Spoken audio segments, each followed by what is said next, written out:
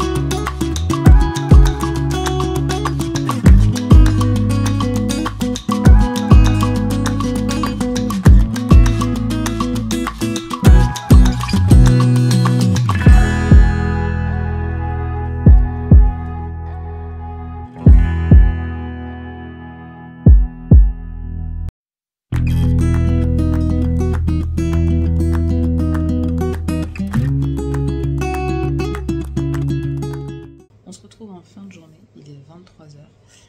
Aujourd'hui on a fait une rando dans le parc de Lovesen. On a visité un petit peu au début, on a fait la rando de 3 heures, donc c'était hyper sympa, c'était trop mignon parce que du coup arrivé en haut on avait une vue dégagée sur la baie et la mer Méditerranée. On est rentré vers 6h je crois à l'appart, à la maison, et puis après on a pris l'apéro tranquille et puis on a mangé et on a joué aux jeux de société. Voilà, donc là tarde à aller me coucher, mais nous on se retrouve tout de suite pour la journée suivante. Hello, on se retrouve pour le jour suivant. Petite balade matinale où je vais chercher de l'eau parce qu'en fait l'eau n'est pas potable au robinet, mais il y a une source, c'est une mouche qui m'embête, mais il y a une source d'eau qui descend directement depuis la montagne où on peut aller chercher de l'eau. Donc voilà, j'y vais. Il est 7h30, la maison dort encore, mais moi je suis réveillée depuis 5h30, donc j'en profite. Regardez la vue sur la vallée. Allez, je vous emmène avec nous pour la suite de notre journée. Aujourd'hui, on fait une activité de 3 heures sur un lac. Je ne vais plus vous dire le nom parce que je vais dire des conneries. Et voilà, moi je vous emmène avec nous. Let's go!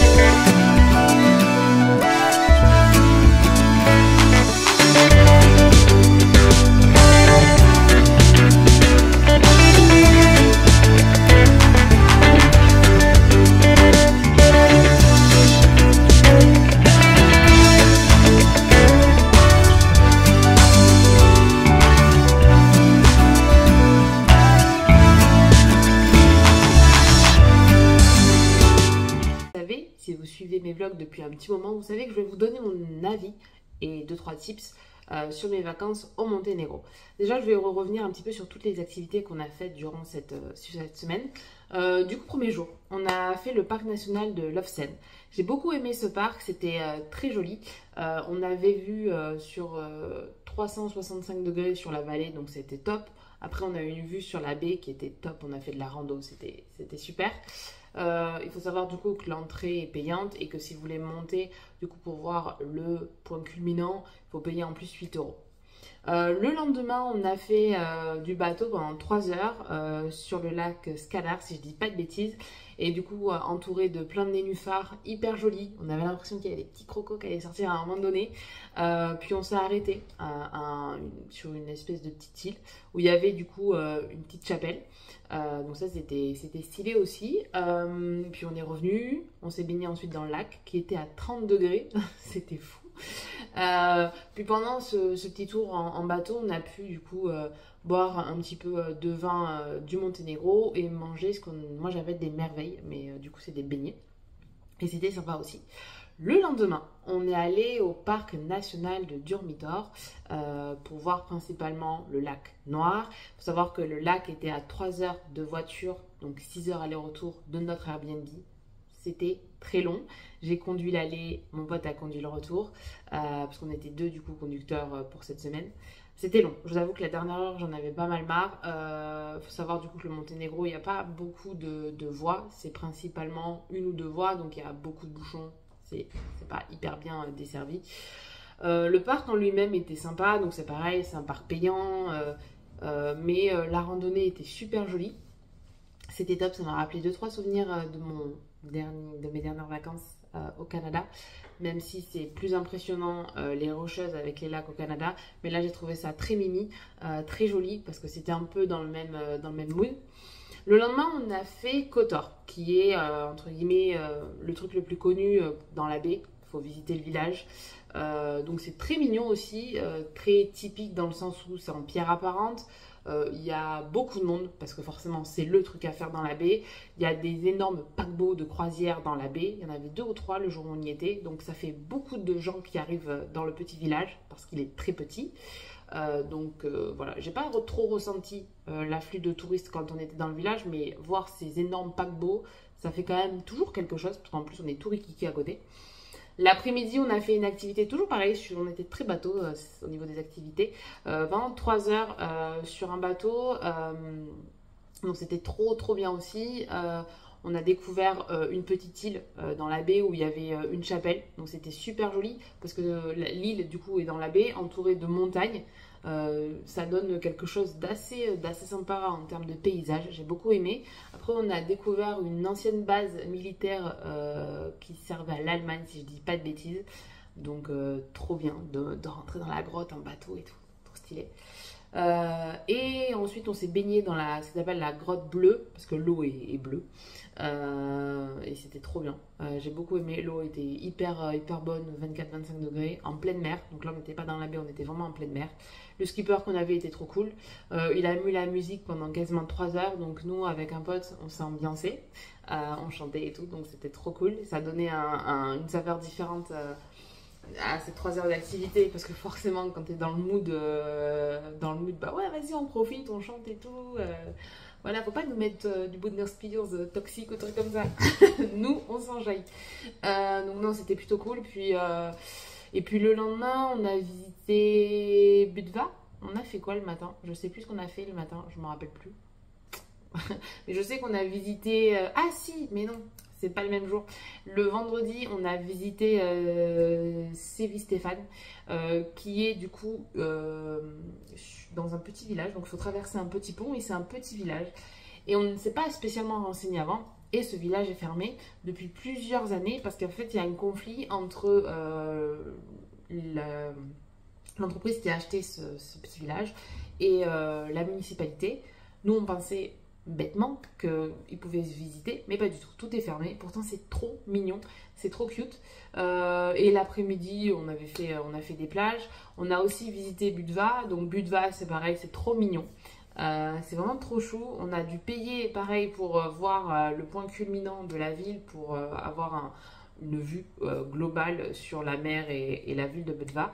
Donc c'était trop mignon. C'est une jolie petite ville. On a fait quelques plages à côté de Stéphane et je crois que c'est tout, si je dis pas de bêtises, principalement ces 2 plages-là qui étaient trop mignonnes aussi. L'eau était hyper agréable, vraiment trop chou. Le Monténégro en termes de paysage, c'est vraiment mignon.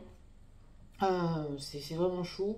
Il y a pas mal de choses à faire dans le sens où si vous aimez les randos, des petites visites de village, si vous voulez chiller à la plage. Voilà, donc c'est plutôt cool. Cependant, j'ai quelques réticences parce que tout n'est jamais rose.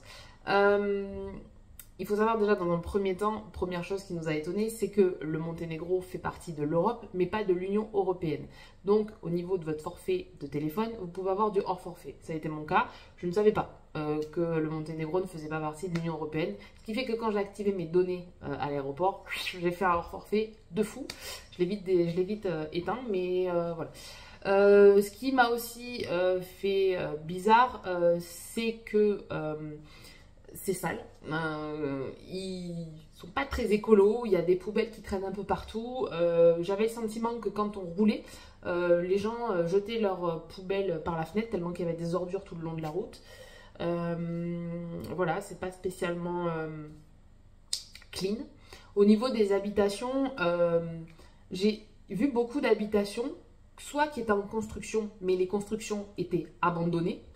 Donc en fait, ça fait des maisons qui sont jamais terminées, ou soit des maisons qui sont un petit peu vivantes, où des gens vivent, mais qui sont aussi abandonnées. C'est-à-dire que les gens n'ont pas les moyens de faire les travaux. Du coup, je me suis renseignée parce que je me suis dit, il y a quand même beaucoup d'habitations où c'est un peu laissé à l'abandon. En fait, en me renseignant, il faut savoir que le SMIC, là-bas, c'est 500 € et que le salaire moyen est de 800 €. Ce qui explique qu'il y ait beaucoup d'habitations qui soient soit abandonnées, soit pas entretenues. Mais du coup, ça donne une ambiance très bizarre parce que c'est pas propre. Les maisons tombent en lambeaux ou les constructions sont arrêtées. Voilà. Et du coup, c'est étrange. Les routes, là-bas, donc comme je disais tout à l'heure, il y a par exemple traverser Budva, il n'y a qu'une route. Voilà. Et si on veut traverser Budva pour aller à Kotor, il n'y a qu'une route. Donc on est obligé de passer par cette route. Et ce qui fait qu'il y a pas mal de bouchons. Nous, on était hors saison puisqu'on est parti la première semaine de septembre. Pour aller à Kotor, on a mis quand même 1h15, je crois, au lieu de 45 minutes. Ça fait qu'une demi-heure en plus de bouchon, mais il faut savoir que le Monténégro, c'est tout petit. Donc voilà. Je sais pas ce que je pourrais vous dire de plus. Si, pour la bouffe. Donc la bouffe, on a fait principalement des sandwichs le midi. Des fois le soir on faisait des barbecues et trucs comme ça. On est quand même allé au resto quelques fois. Je n'ai pas été conquise par la bouffe au Monténégro. J'ai pris principalement des pâtes et des salades César. Faut savoir que quand j'ai des doutes sur des restos, c'est mes 2 principaux plats. Je sais que je serai normalement, même si c'est possible de les rater, pas déçue. Voilà, j'ai pas été conquise. J'ai le sentiment qu'on est tombé à chaque fois dans des attrapes touristes au niveau des restos. Pourtant, je sais que je les évite, hein, mais là, j'ai l'impression qu'on s'est fait avoir. J'ai eu le sentiment aussi, très désagréable, d'être un portefeuille ambulant. C'est-à-dire qu'à chaque fois qu'on voulait faire quelque chose, il fallait payer. Tu veux visiter un parc national, que tu payes, c'est totalement normal. On l'a fait au Canada quand on est parti en mai, donc on a payé et c'est totalement logique. Sauf que quand on est à l'intérieur du parc national, il faut encore repayer certains trucs. En fait, tu payes l'entrée, normalement, tu es censé avoir accès à l'ensemble des choses qu'il y a dans le parc national.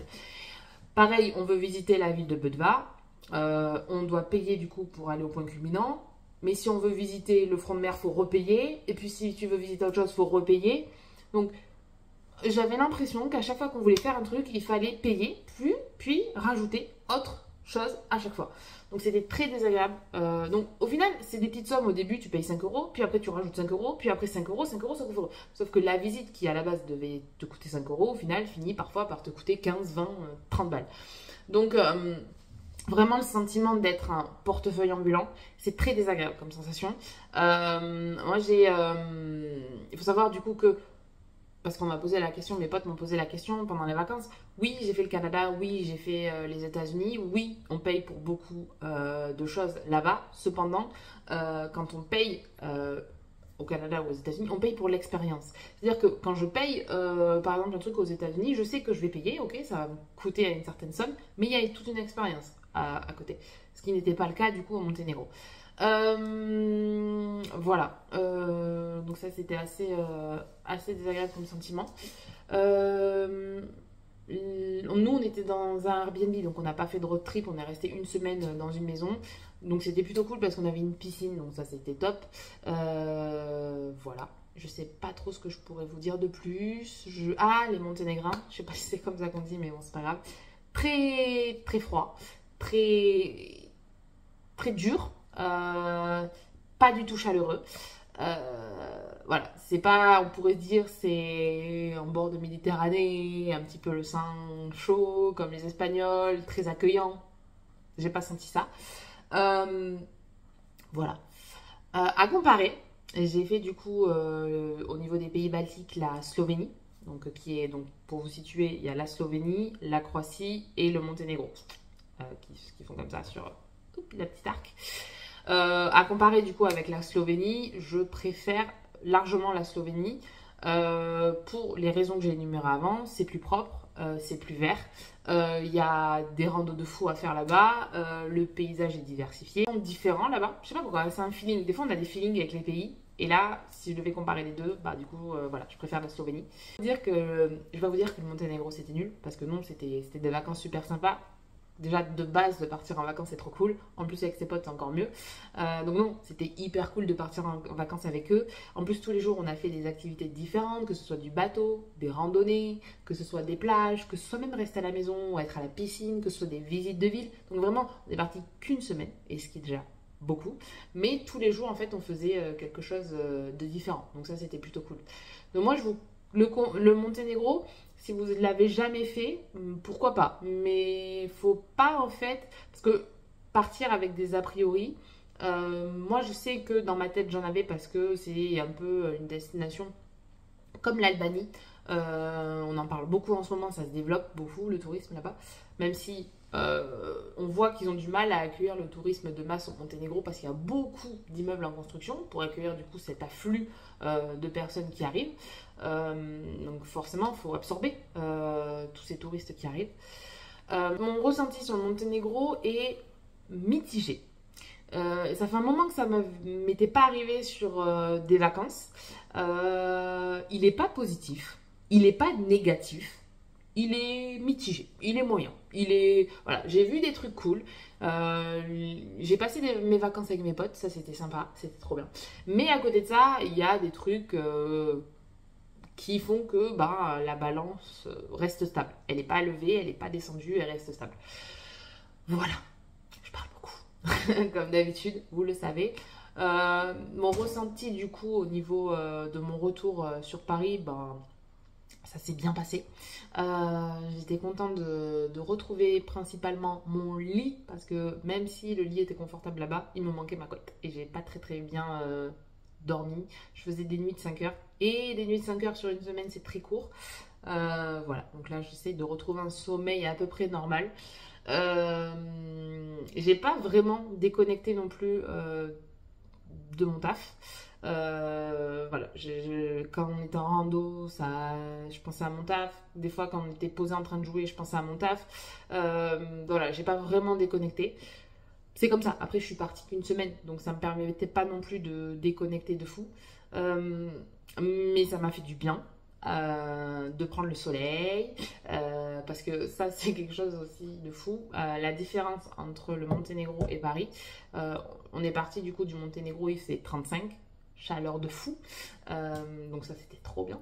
On arrive à Paris, il fait 15 degrés, on a perdu 20 degrés en 2 heures de vol, donc voilà. Là, je peux vous dire que je suis à 2 doigts, si ça continue comme ça, fin septembre, de rallumer le chauffage. Il fait vraiment froid, vraiment j'ai froid. Voilà, je vais peut-être sortir les pulls et le manteau si ça continue. C'est vraiment une différence flagrante avec le sud des pays en Europe et nous, à Paris, c'est que on se pèle les fesses début septembre. Déjà, on s'est pelé les fesses tout l'été, mais alors là, c'est quand même quelque chose, parce que là, vu qu'on est parti, on le voit bien. D'autres vlogs d'ici la fin d'année, je sais pas trop comment ça va se goupiller, on verra, vous verrez, on verra ensemble. S'il y a d'autres vidéos. En tout cas, j'espère que ces petites images sur le Monténégro vous ont plu. Nous, on se retrouve bientôt dans un prochain vlog. En tout cas, en attendant, je vous souhaite une bonne journée, une bonne nuit ou une bonne soirée. Tout dépend de quand c'est que vous regardez ce vlog. Bye.